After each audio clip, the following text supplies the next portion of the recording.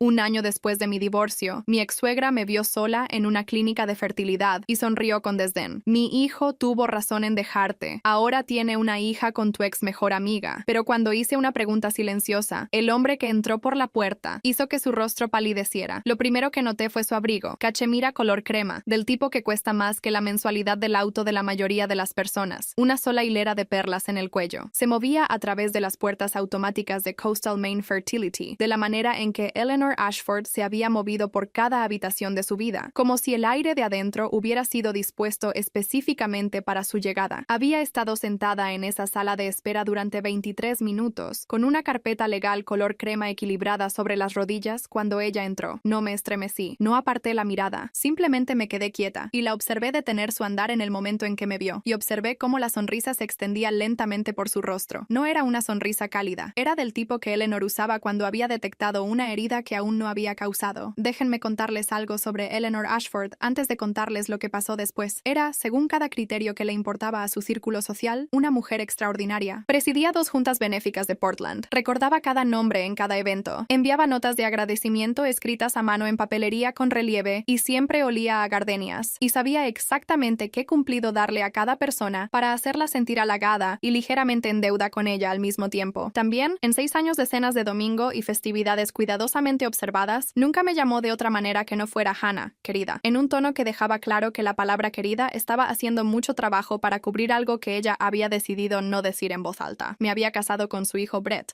6 años antes de la mañana de aquella sala de espera. Nos conocimos en la Facultad de Derecho. Él estaba en su segundo año. Yo terminaba el primero, y él tenía ese tipo de confianza fácil que se lee como inteligencia hasta que has conocido a alguien el tiempo suficiente para medir la diferencia. Era guapo de una manera sencilla. Hacía reír a la gente en las cenas. Era bueno haciendo que todo pareciera estar bien. Yo era buena asegurándome de que en verdad lo estuviera. Nos casamos en octubre, en el tipo de boda que Eleanor había estado planeando para un hijo desde aproximadamente 1987. Ella quería un centro de mesa en particular. Yo elegí uno diferente. Nunca lo volvió a mencionar, y nunca lo olvidó. 2 años después de la boda, comenzamos a intentarlo. Esa es la única palabra para ello, la que la gente usa, y nunca pensé en lo directa que era hasta que empezó a tomar más tiempo del que ambos esperábamos, y el intentarlo comenzó a sentirse como exactamente la palabra correcta, un verbo que implicaba un fracaso esperando al otro lado de cada intento. Mi ginecóloga nos remitió a la doctora Patricia Renner en Coastal Maine Fertility, endocrinóloga reproductiva, 18 años de práctica, del tipo de precisión callada que te hace confiarle a alguien algo que no le darías a nadie más. Nos guió a través de todo: análisis de sangre, paneles hormonales, una histeroscopia que salió limpia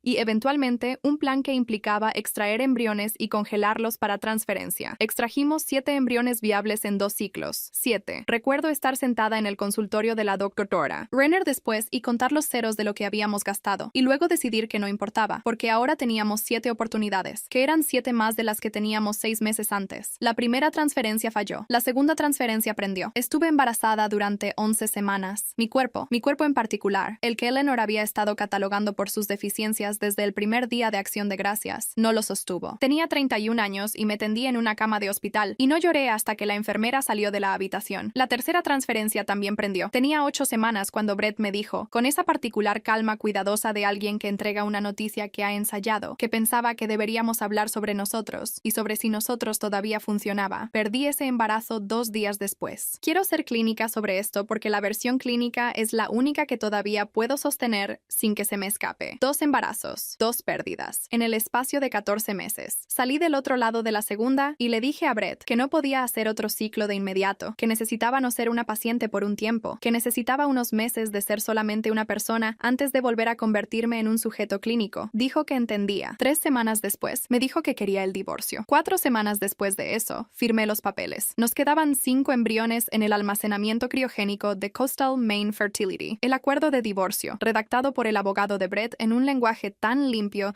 que claramente había sido preparado antes de la conversación en la que Brett me dijo que nuestro matrimonio no estaba funcionando, abordaba los embriones en 3 oraciones. Debían permanecer en almacenamiento, en propiedad conjunta, requiriendo consentimiento mutuo por escrito para cualquier uso, destrucción o transferencia a un tercero. Era lenguaje estándar. Lo leí 3 veces. Debí haberlo leído 30. Eleanor se detuvo frente a mi silla. Me miró desde arriba como siempre lo había hecho. No del todo desprecio, no del todo lástima, lástima, algo calibrado precisamente entre ambos. Vaya, dijo, lo suficientemente fuerte para que la recepcionista y al menos otras 2 personas en la sala de espera la escucharan. No pensé que todavía estarías viniendo a lugares como este. Cerré la carpeta sobre mi regazo. Buenos días, Eleanor. Le gustaba la gente que se derrumbaba. Lo sabía desde hacía 6 años. Mi firmeza la irritaba de la misma manera en que una puerta cerrada irrita a alguien que espera que todas las puertas se abran para él. Brett hizo bien en irse, dijo. Ahora tiene una familia de verdad, una hija hermosa con Melissa. Algunas mujeres simplemente no estaban hechas para la maternidad. Les diré cómo se sintieron esas palabras. Se sintieron como una mano que se metía en mi esternón, encontrando el lugar que había estado sostenido con cuidado y esfuerzo, y 2 años y medio de terapia con una mujer llamada Dra. Sona Patel, que tenía un grabado de un nenúfar sobre su escritorio y un don para sentarse en silencio sin llenarlo. Se sintieron como dedos presionando exactamente ese lugar. Inhalé, exhalé y pensé en el correo electrónico. 14 meses antes de esa mañana, había estado sentada en mi apartamento un martes de febrero, comiendo cereal a las 11 de la noche porque había trabajado hasta tarde para la cena y se me había olvidado. Abrí mi laptop para revisar algo relacionado con el trabajo y cometí el error de revisar una cuenta de correo que casi había dejado de usar, la que había sido mi dirección principal durante los tratamientos de fertilidad, la vinculada al portal de pacientes de Coastal Maine Fertility. Había tenido la intención de actualizar mi información de contacto durante meses. El divorcio había cambiado una docena de cosas prácticas y seguía haciendo una lista de los cambios por hacer y luego dejando la lista en mi mesada e yéndome a dormir. Había un mensaje nuevo en esa bandeja de entrada. Era un resumen de facturación automatizado. Fecha: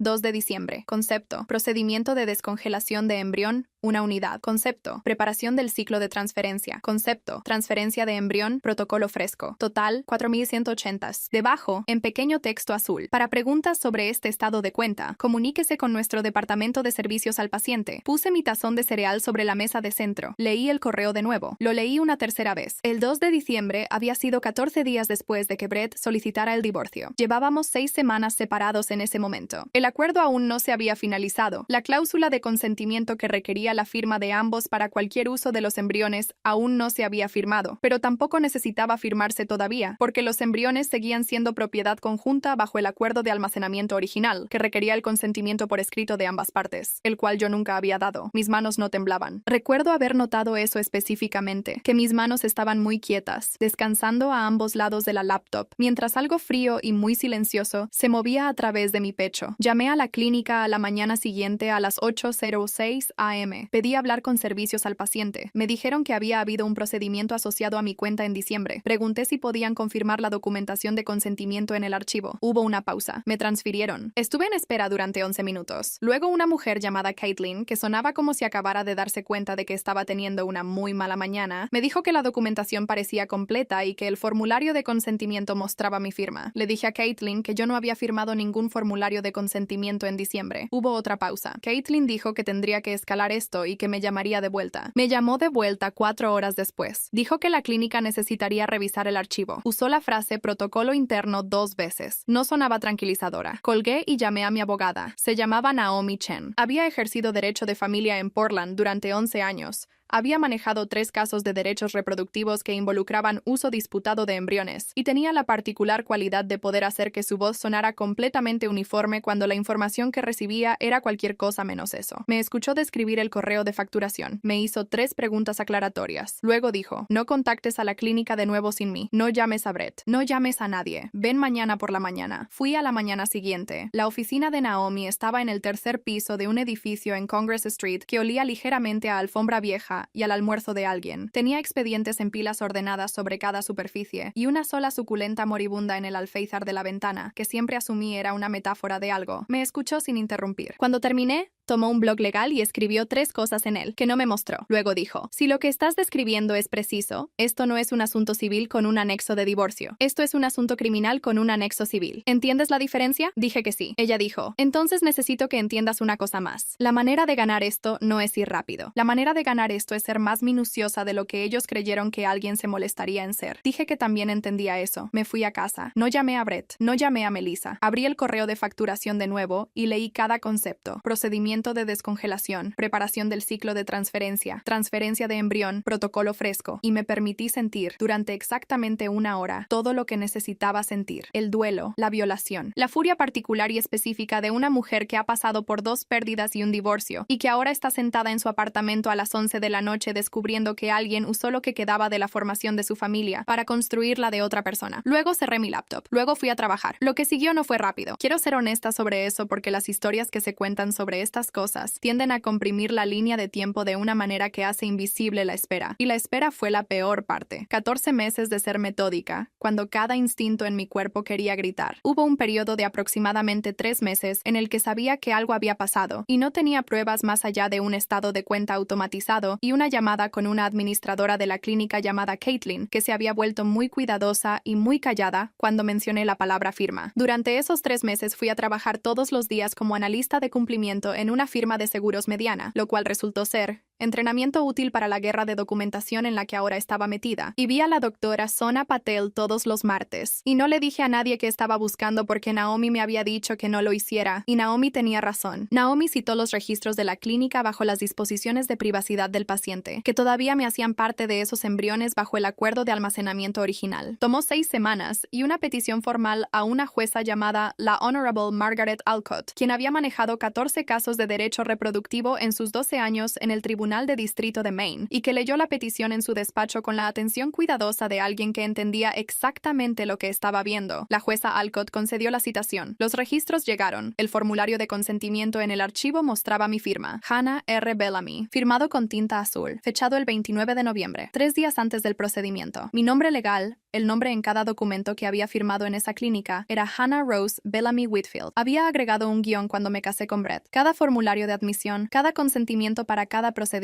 cada autorización de seguro durante 6 años de tratamiento, llevaba mi nombre completo con guión. El falsificador no lo sabía. Habían usado el nombre en la copia de Brett de la solicitud de divorcio, Hannah R. Bellamy, que eliminaba el Whitfield y me devolvía solo el nombre que tenía antes de convertirme en parte de una familia que ahora me estaba haciendo esto. Un detalle, un pequeño detalle procesal y devastador. Naomi trajo a un perito calígrafo llamado Robert Calloway, quien había testificado en 47 casos en toda Nueva Inglaterra durante una carrera de 22 años, y que presentó un informe de 14 páginas, concluyendo que la firma en el formulario de consentimiento era inconsistente con las firmas de muestra proporcionadas y consistente con un intento de reproducción calcada o copiada. Adjuntó 11 fotografías comparativas, el espaciado de las letras, la variación de presión, la forma en que mi A minúscula se curva, algo que aparentemente nunca había sabido conscientemente sobre la forma en que escribo mi propio nombre. Robert Calloway lo sabía. Ahora Naomi lo tenía por escrito. Recuerdo manejar a casa la tarde en que Naomi llamó para decirme que el informe de Robert Calloway estaba completo. Me estacioné en mi espacio y me senté en mi auto en la oscuridad durante mucho tiempo, que aparentemente nunca había sabido conscientemente sobre la forma en que escribo mi propio nombre. Robert Calloway lo sabía. Ahora Naomi lo tenía por escrito. Recuerdo manejar a casa la tarde en que Naomi llamó para decirme que el informe de Robert Calloway estaba completo. Me estacioné en mi espacio y me senté en mi auto en la oscuridad durante mucho tiempo. 11 fotografías comparativas de mi propia letra. Un extraño forense que había pasado 3 días estudiando mi A minúscula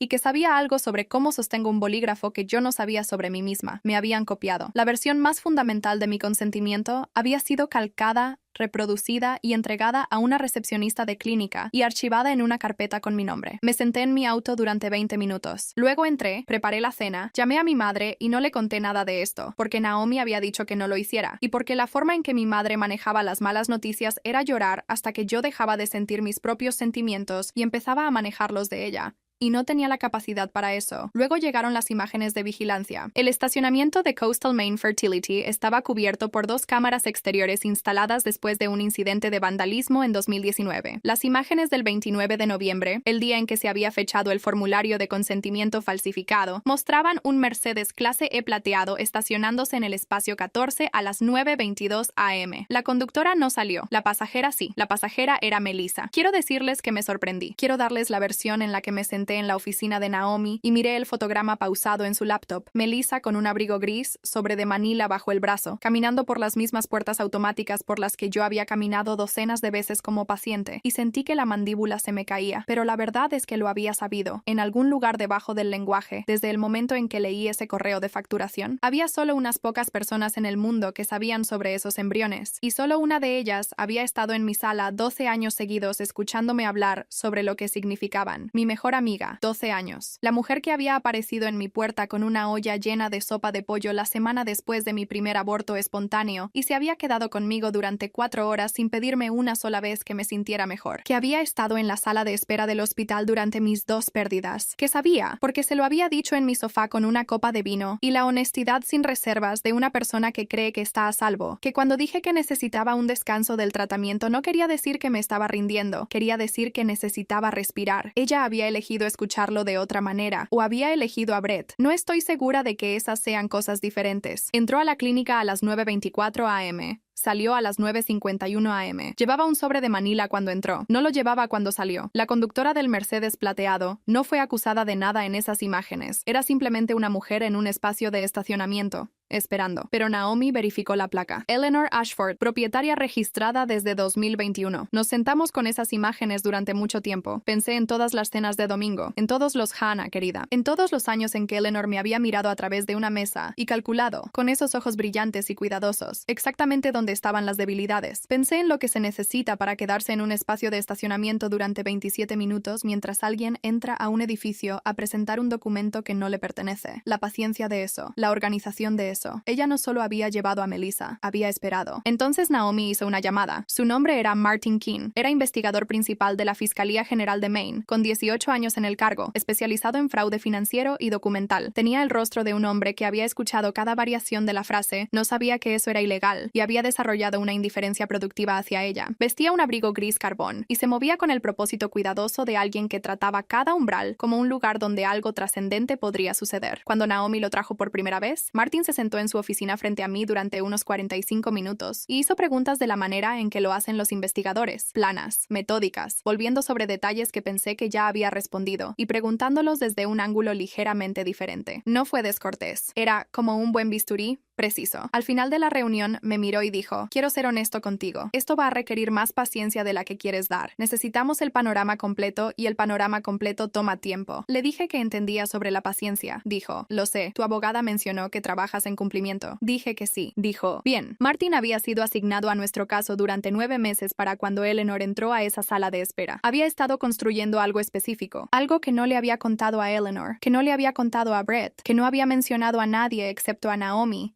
y al pequeño equipo de la fiscalía que había estado trabajando en silencio, mientras Eleanor publicaba fotografías de una niñita llamada Lily en su página de Facebook con leyendas sobre oraciones respondidas y la nuera que siempre había necesitado y lo que significa cuando el plan de Dios finalmente se revela. Había visto cada publicación, no había comentado en ninguna, había guardado capturas de pantalla de todas. Eleanor seguía hablando, algo sobre las mejillas rosadas de Lily, algo sobre cómo la vida tiene una manera de encontrar su curso apropiado, algo sobre cómo ella y Melissa se habían vuelto bastante cercanas, prácticamente madre e hija ahora, lo cual dejó que sus ojos se posaran en mí, solo por un momento, la manera natural en que suceden estas cosas. Dejé que terminara. ¿Eso es lo que crees? Pregunté. Las puertas automáticas se abrieron. Lluvia sobre lana gris carbón. Un sobre sellado con el timbre de la Fiscalía General. Martin Keene se detuvo junto a mi silla. Me hizo un breve gesto con la cabeza y luego miró a Eleanor Ashford con la atención particular de un hombre que había esperado mucho tiempo para estar en una habitación con alguien. Señora Ashford, lo dijo de la manera en que la gente dice nombres cuando ya lo saben todo. Me alegra que esté aquí. Su mano fue hacia la correa de su bolso. Vi sus dedos cerrarse alrededor del cuero. No sé de qué se trata esto, dijo. Él levantó el sobre. Se trata de Lily Ashford Price. Los registros preliminares indican que fue concebida usando un embrión congelado genéticamente vinculado a la señora Bellamy Whitfield. Los documentos de consentimiento parecen haber sido falsificados. La habitación quedó inmóvil de esa manera particular en que las habitaciones quedan inmóviles cuando algo que se ha estado gestando durante mucho tiempo finalmente llega a un espacio físico y todos los presentes sienten la presión sin entender todavía la mala forma. Eleanor abrió la boca. Salió una respiración delgada e irregular. Nada más. Martin puso copias sobre la mesa baja junto a ella. El formulario de consentimiento de transferencia, la autorización del laboratorio, la autorización de descongelación y el resumen destilado de 11 páginas de Robert Calloway sobre el análisis caligráfico, el que exponía el problema de Hannah R. Bellamy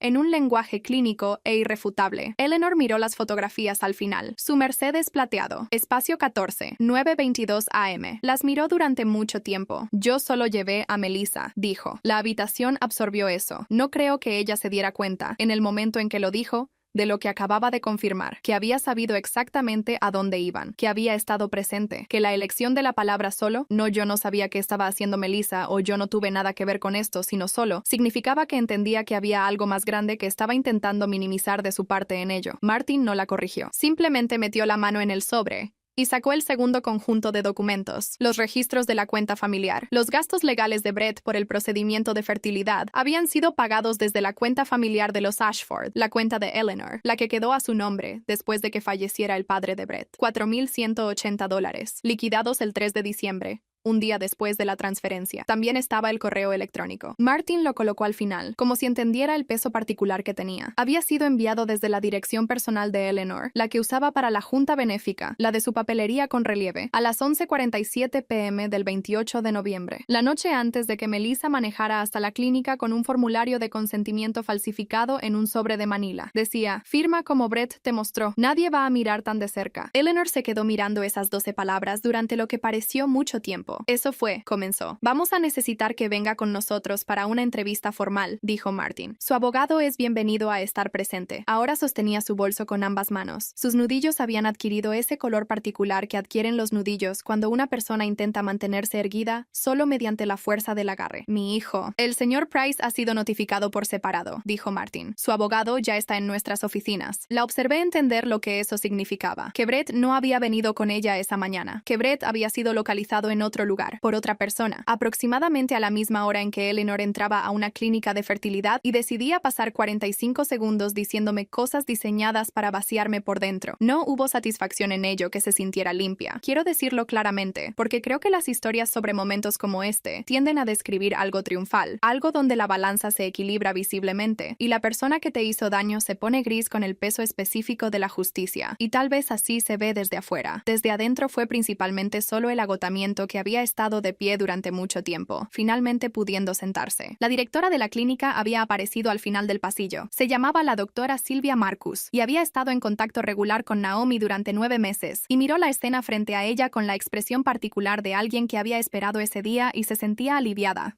principalmente, de que finalmente hubiera llegado. Martin ya estaba abriendo un segundo sobre. Eleanor me miró, solo por un momento. No de la manera en que me había mirado cuando entró, la mirada brillante y satisfecha de alguien entregando una herida, sino de la manera en que una persona mira a alguien cuando se ha dado cuenta, demasiado tarde, de que juzgó mal la situación de manera significativa. No aparté la mirada, porque lo que Martin todavía no le había dicho, lo que nadie en esa habitación sabía excepto Naomi y yo, y los 2 investigadores junior que habían pasado 6 semanas revisando 11 años de los registros financieros de Brett, era que el formulario de consentimiento no era el único documento que habíamos encontrado con un problema. Brett había, en el curso de nuestro matrimonio, tomado varias decisiones financieras que yo no había entendido completamente en su momento. Inversiones en cuentas con ambos nuestros nombres, movidas en momentos particulares, un ajuste de póliza de seguro de vida, un cambio de beneficiario en una cuenta de jubilación que se había hecho 4 meses antes de que me dijera que quería el divorcio, cambios que habrían requerido mi firma en documentos que, según los registros, tenían mi firma en ellos. Robert Calloway también había examinado 3 de esas firmas. Su evaluación estaba en el segundo sobre que Martin estaba abriendo. El problema de Hannah R. Bellamy, resultó, no era nuevo. Era un ensayo. No les daré cada detalle de lo que pasó después porque parte de eso todavía está avanzando por el sistema de la manera en que lo hacen estas cosas. Lentamente, procesalmente, en el lenguaje de tribunales e investigadores y abogados que cobran por hora y no hacen promesas. Naomi no hace promesas. Martin no hace promesas. Lo que me dan en cambio es la documentación, la cual he aprendido a confiar más que en las promesas. Brett fue puesto bajo investigación por el robo de embriones, que es como lo llamaba Naomi, siempre, en cada expediente, con una precisión que yo apreciaba, el uso y transferencia no autorizados de un embrión genético, sin el consentimiento de su contribuyente biológico. Maine había aprobado una legislación 2 años antes expandiendo las protecciones civiles y criminales en torno al material reproductivo, y Naomi había estado observando esas disposiciones con la paciencia de alguien que sabía que eventualmente serían relevantes. Se volvieron relevantes. Los cargos de falsificación eran separados y adicionales. Existe una categoría particular de fraude que implica falsificar documentos de consentimiento en un contexto médico, y el hecho de que el documento falsificado autorizara el uso del material genético de una persona sin su conocimiento colocaba esto en un territorio que Frederick Carr, el abogado de Brett, un hombre con una excelente reputación que ahora estaba visiblemente sudando a través de lo que imaginé era una camisa muy cara en las oficinas de Martin. No había anticipado tener que navegar. La investigación de fraude financiero agregó una tercera capa. Lo que el equipo de Martin encontró en los registros de Brett durante 6 semanas de examen fue un patrón, no un incidente. El ajuste del seguro de vida, el cambio de beneficiario en la cuenta de jubilación, 2 transferencias de inversión desde una cuenta conjunta hechas en los 2 meses antes de que me dijera que nuestro matrimonio no estaba funcionando, transferencias que requerían mi firma en documentos de autorización, documentos que Robert Calloway ahora tenía en su poder junto con el formulario de consentimiento. El problema de Hannah R. Bellamy no era nuevo. El formulario de consentimiento del embrión fue la 5ª vez. Fue la primera vez que alguien en una institución clínica comparó la firma con un archivo lleno de ejemplos anteriores que llevaban mi nombre legal completo. Frederick Carr llegó a las oficinas de Martin esa mañana creyendo que estaba manejando una disputa por embriones, un asunto de derecho de familia con cierta complejidad procesal. Se fue con una lista de cargos que abarcaba varios años. Frederick Carr llegó a las oficinas de Martin esa mañana creyendo que estaba manejando una disputa por embriones, un asunto de derecho de familia con cierta complejidad procesal. Se fue con una lista de cargos que abarcaba varios años y un cliente que, aparentemente, había estado firmando el nombre de su esposa en documentos mucho antes de decidir dejar de ser su esposo. Eleanor fue acusada como cómplice en la transferencia del embrión, basándose principalmente en el correo electrónico, las imágenes del estacionamiento y sus propias palabras en la sala de espera. Yo solo llevé a Melissa. 12 palabras que le había dado libremente a un investigador principal que había estado buscando su cooperación durante meses y que no había esperado recibirla de manera tan eficiente, ni tan pública, ni en la sala de espera de una clínica de fertilidad con una recepcionista y otras 2 pacientes como testigos. Su junta benéfica le pidió que tomara una licencia temporal 2 días después de que los cargos se hicieran públicos. Fue enmarcado, según el comunicado de prensa, como una decisión mutua. Melissa, con esta me quedé más tiempo. Me quedé con ella en la oficina de la doctora Sona Patel un martes de marzo, en la silla frente al grabado del nenúfar, y no supe cómo empezar. Sona esperó. Es buena esperando. Dije, no sé cómo estar enojada con alguien a quien todavía quiero. Sona dijo, no tienes que elegir. Melissa había contactado a la fiscalía a través de su propio abogado 6 semanas después de esa mañana en la clínica. Solicitó un acuerdo de cooperación. Martin llamó a Naomi para discutir los términos, y Naomi me llamó a mí, y dije lo que había pasado 3 semanas decidiendo qué diría, que fue que coopere y que el sistema legal decida qué vale eso. Les dio todo. Cada correo electrónico, cada conversación, la fecha exacta en que Brett la había llamado, 3 meses antes de decirme que nuestro matrimonio no estaba funcionando, lo que significaba que había empezado a construir el reemplazo antes de terminar de demoler lo que existía, y le había dicho lo que quería hacer, la manera en que lo había planteado, que yo esencialmente me había rendido con el proceso de fertilidad, que los embriones eran legalmente tan suyos como míos, que el divorcio iba a suceder de todos modos, y que esto era solo cuestión de avanzar con lo que él ya había decidido que le pertenecía por derecho. No había mencionado que teníamos un acuerdo de almacenamiento con una cláusula de consentimiento mutuo, o lo había mencionado y le había dicho que no importaría. Ella había creído la versión que él le ofreció, o había querido creerla, porque la versión que él ofrecía también le daba lo que ella quería. No sé cómo sostener a Melissa por completo. La doctora Sona Patel me dijo, en esa manera uniforme y sin prisa que tiene, que se me permitía sostener varias cosas a la vez sin resolverlas. El amor que era real, la traición que también era real, el duelo, los 12 años. El hecho complicado de que la cooperación de Melissa había fortalecido el caso significativamente, y que una parte de mí, la parte de analista de cumplimiento, la parte metódica que había pasado 14 meses siendo más minuciosa de lo que ellos creyeron que alguien se molestaría en ser, esa parte estaba agradecida, mientras que otra parte de mí no estaba lista para estar agradecida por nada de lo que Melissa había hecho. Sostengo esas cosas. No siempre las sostengo con gracia. Lo que no esperaba, en las secuelas, era el silencio particular de todo ello. Las redes sociales de Brett y Melissa quedaron en silencio la semana en que la investigación se hizo pública. La página de Facebook de Eleanor, la de las fotografías, las oraciones respondidas, las publicaciones sobre Lily que había leído todas y en ninguna había comentado, se volvió privada.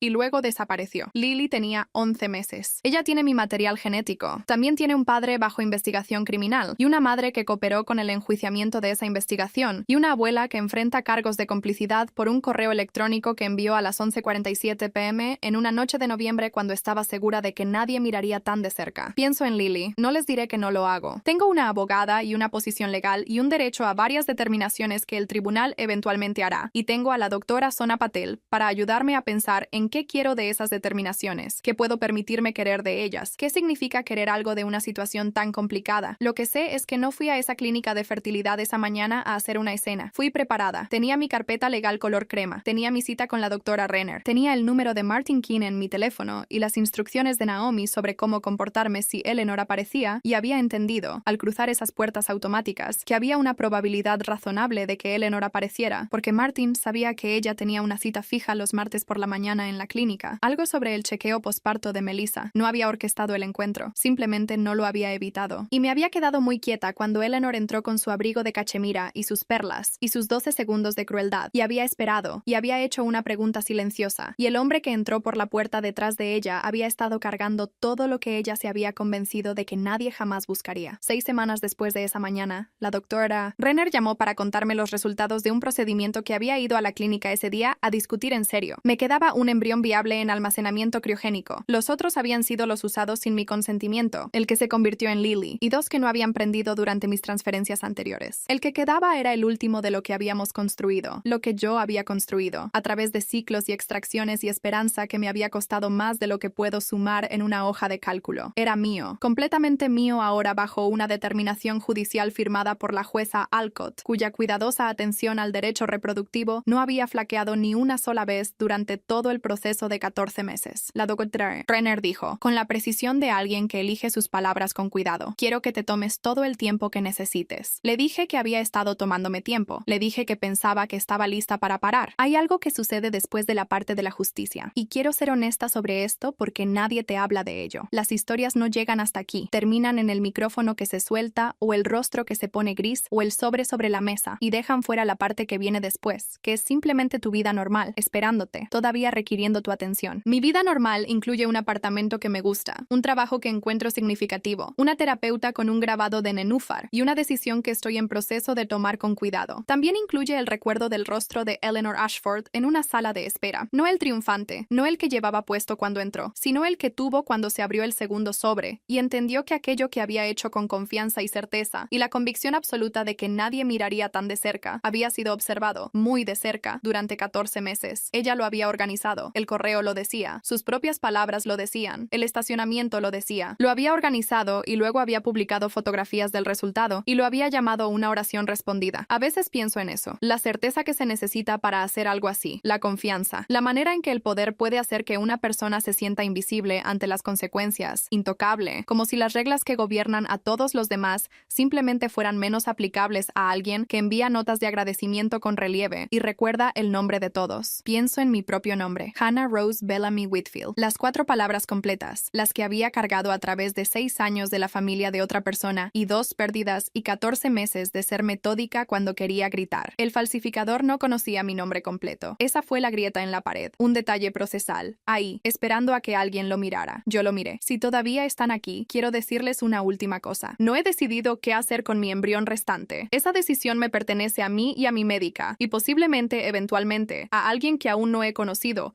o a alguien que ya conozco en una forma que todavía no se ha revelado. Es mía para tomarla, en el tiempo que yo elija, sin que el cronograma de nadie más presione sobre ella. Eso es lo que intentaron quitarme. No solo el embrión, el cronograma, el derecho a atravesar el duelo a un ritmo humano, el derecho a decir, necesito un poco de tiempo sin que ese tiempo se use en mi contra. Lo he recuperado. Esa es la parte que Eleanor no vio cuando entró a esa sala de espera y me miró desde arriba en mi silla. Vio a una mujer sentada sola en una clínica de fertilidad un año después de su divorcio, y lo leyó como una quietud que parecía derrota. Lo confundió con algo que no se movía. Todo se estaba moviendo. Ella simplemente no estaba observando lo suficientemente de cerca.